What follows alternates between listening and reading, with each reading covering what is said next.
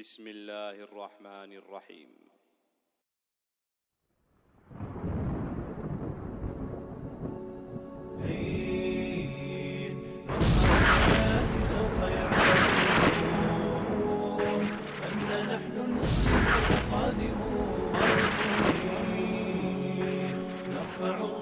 سوف يعلمون أن نحن Ma'asyiral muslimin, inilah yang dikatakan di dalam Al-Qur'anul Karim.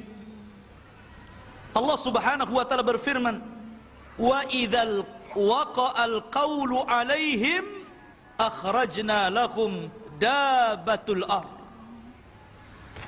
tukallimuhumun nas tukallimuhum anna an-nasa kanu bi ayatina la yuqinun." Dan apabila ketetapan Allah sudah terjadi kepada mereka, azab Allah sudah terjadi kepada mereka, maka ketika itulah kami keluarkan dabatun minal ard, binatang yang keluar dari perut bumi, tukallimuhum, yang berbicara kepada mereka. Sesungguhnya manusia, mereka dengan tanda-tanda kebesaran kami tidak yakin. Setelah itu muncul dabah.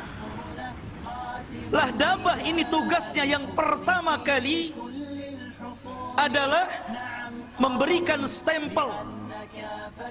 Kalau dia seorang mukmin akan distempel dahinya, kemudian keluar cahaya. Kalau dia orang kafir akan diberi tanda di hidungnya sehingga menjadi gelap. Ketika itu nama-nama manusia terangkat, tidak ada orang memanggil dengan namanya. Panggilan ketika itu cuma ada dua, ya mukmin wa ya kafir. Itu saja. Sampai dijelaskan dalam hadis yang sahih, kata-kata ini menyebar di pasar-pasar. Jadi kalau antum berjualan kemudian mengambil barang dari orang kafir, antum akan mengatakan, saya mengambil barang itu dari si kafir. Kata orang kafir, saya membeli barang itu dari si mukmin. Sudah tidak ada lagi nama-nama, yang ada mukmin dan kafir saja. Subhanallah. Tetapi sudah biasa, tidak sakit hati. Ma'asyiral muslimin, jamaah sekalian yang dirahmati Allah Subhanahu wa taala, kita akan fokus membahas misteri tentang binatang yang bisa bicara ini. Kan ini pembahasan panjang, mohon sabar. Ma'asyiral muslimin, tadi saya sudah katakan bahwa munculnya binatang ini berdekatan dengan terbitnya matahari dari barat, entah 1 hari atau 2 hari. Dan apabila telah terkumpul munculnya Dajjal, terbitnya matahari dari arah barat, munculnya dabatul ardh, maka ketika itu tidak manfaat lagi iman seseorang, kecuali sebelumnya dia telah beriman. Tapi kalau sebelumnya tidak pernah beriman, kemudian tiba-tiba beriman, atau dia beriman tapi tidak melakukan kebaikan, maka ketika itu taubat tidak lagi diterima di hadapan Allah Subhanahu wa taala. Ma'asyiral muslimin, jamaah sekalian yang dirahmati Allah Subhanahu wa taala, kita akan mengenal seperti apa binatang ini sebenarnya. Bagaimana rupanya? Terjadi pendapat-pendapat banyak para ulama. Walaupun sebagian pendapat ini dhaif, mengambil hadis-hadis yang dhaif, ataupun pendapat-pendapat lemah dan tidak berdasar, tapi sebagai pengetahuan kita akan jelaskan, supaya ketika antum membaca sebuah makalah entah di medsos, antum tahu ini penjelasan gak benar. Yang pertama, Al-Imam Al-Qurtubi rahimahullahu ta'ala menjelaskan bahwa binatang yang akan muncul di akhir zaman adalah min fasilati naqati Saleh, anak unta Nabi Saleh yang lari ketika hendak dibunuh oleh kaum Tsamud. Kita tahu bahwa di antara mukjizat Nabi Saleh alaihi salatu wassalam mampu mengeluarkan unta bunting dari batu. Itu mukjizatnya. Lah ketika unta ini keluar kemudian melahirkan anaknya di hadapan kaum Tsamud, dan mereka merasakan nikmat yang luar biasa dengan sebab mukjizat unta saleh ini, akhirnya mereka kufur dan belakangan kemudian menyembelih unta saleh. Ketika ibunya sudah disembelih oleh kaum Tsamud, maka anaknya ini yasruh, berteriak, kemudian lari dan masuk ke dalam lubang, kemudian tertutup batunya dan tidak pernah keluar. Sebagian para ulama, keluarnya kelak di akhir zaman sebagaimana isyarat dari firman Allah Azza wa Jal, akhrajna, kami keluarkan, dabatun minal ard, binatang yang keluar dari perut bumi tadi. Ini satu pendapat. Pendapat yang lain, bahwa binatang yang bisa bicara adalah jassasah. Anda ingat ketika saya bercerita tentang hadis Tamim ibn Aus Ad-Dari yang membawa 30 awak kapal, kemudian terdampar karena kapalnya diombang-ambingkan ombak, terdampar di sebuah pulau, kemudian masuk ke dalam hutan, tiba-tiba bertemu dengan jassasah. Jassasah adalah binatang yang tidak tahu mana depan mana belakang, berbulu semuanya dari atas sampai ke bawah, dan bisa bicara, tapi hanya berdialog sekali dengan Tamim Ad-Dari. Karena kemudian jassasah ini mengisyaratkan supaya Tamim dan rombongannya menemui seseorang yang diborgol, yang belakangan kata Nabi SAW, innahu dajjal, orang yang kau temui itu wahai Tamim adalah dajjal. Maka yang dimaksud binatang yang bicara itu adalah jassasah yang pernah ditemui oleh sahabat Tamim ibn Aus Ad-Dari.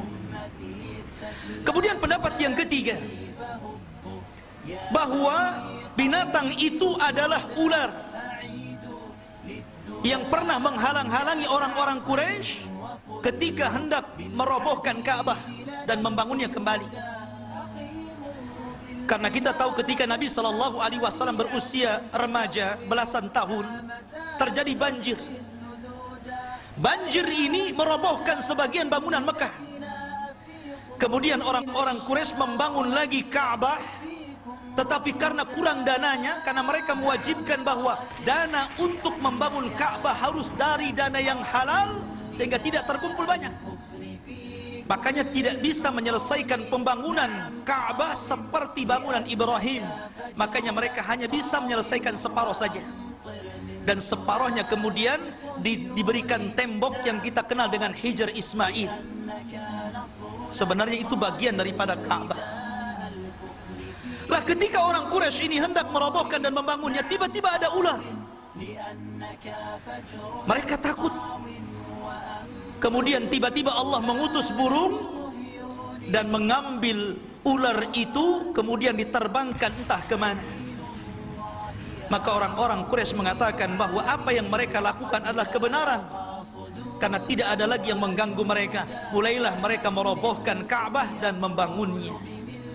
Sebagian ulama mengatakan bahwa dabah itu adalah ular yang pernah menghalang-halangi orang Quraisy ketika membangun Ka'bah.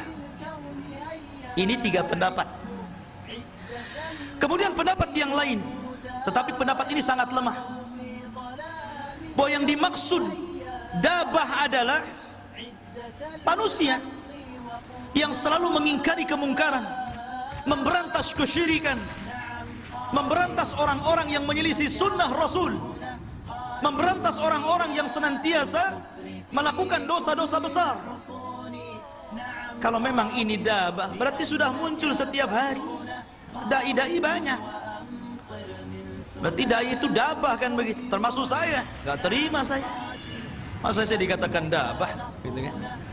Jadi yang dimaksud ini dhaif sekali, karena bagaimanapun dabah itu diisyaratkan kepada binatang, bukan kepada manusia. Ini pendapat yang lemah, nggak usah diambil. Kemudian ada juga yang mengatakan bahwa dabah itu ismul jinsi, nama jenis, bahwa seluruh binatang yang melata itu namanya dabah.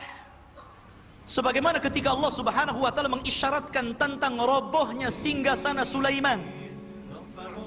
Ketika itu digerogoti dabah, binatang-binatang melata. Jin tidak tahu kalau Sulaiman itu mati. Baru setelah ada dabah binatang itu yang menggerogoti singgasananya, Sulaiman roboh, kemudian barulah jin tahu, oh kalau dari dulu Sulaiman mati, tentu kami tidak dihinakan terus bekerja seperti ini. Menunjukkan bahwa jin tidak tahu yang gaib. Dan yang terakhir, ada yang mengatakan bahwa dabah ini memiliki seluruh sifat binatang. Ini yang aneh. Sebagaimana dikatakan oleh Al-Imam Ibnu Jurayj dari Ibnu Zubair radhiyallahu anhu, bahwa dabah itu ra'su thaurin, kepalanya seperti banteng. Kemudian ainuha ainul khinzir, matanya seperti mata babi. Wa udhunuha udhunu filin, dan telinganya seperti gajah. Wa qarnuha qarnu ailin, tanduknya seperti rusa. Wa unukuha unuqa ni'amatin, dan lehernya seperti leher-leher burung unta. Wa sadruha sadru asadin, dadanya seperti dada harimau, dada asad, singa.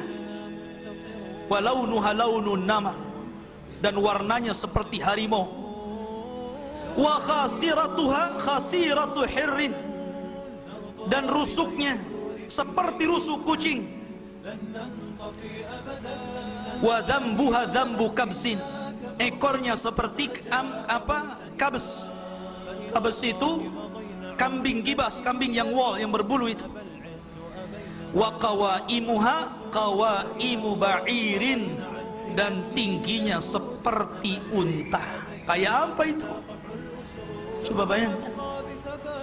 Kepalanya kayak banteng, matanya kayak babi, telinganya kayak gajah, tanduknya kayak rusa, kemudian lehernya kayak burung unta, kemudian dadanya kayak asad, singa, warnanya kayak harimau, rusuknya kayak kucing, kemudian ekornya kayak ekor kambing gibas, dan tingginya seperti unta. Kayak apa coba?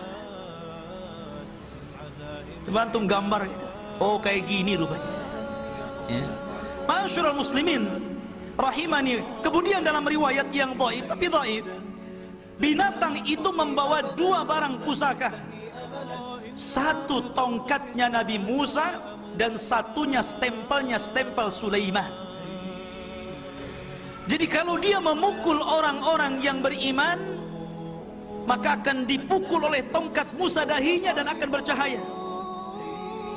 Ada yang mengatakan sebaliknya, di stempel Sulaiman kemudian akan bercahaya, dan apabila ketemu orang kafir maka akan dipukul hidungnya sehingga gosong. Ini yang menandakan mana mukmin mana kafir ini.